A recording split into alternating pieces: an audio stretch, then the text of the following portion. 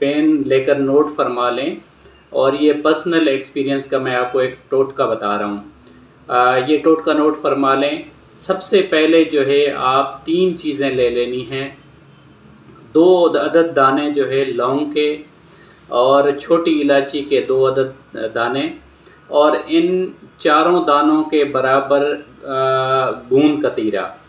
ये तीनों चीज़ों को मिक्स करके आप मुंह में इसको चबाना शुरू कर दीजिए, जिस तरह छालिया चबाते हैं, और चबाते रहें जब तक इन चीज़ों का जायका फीका ना हो जाए, तब तक आप चबाते रहिए। और इसको मुंह को ऊपर गम्स में राइट लेफ़्ट आप घुमाते रहिए।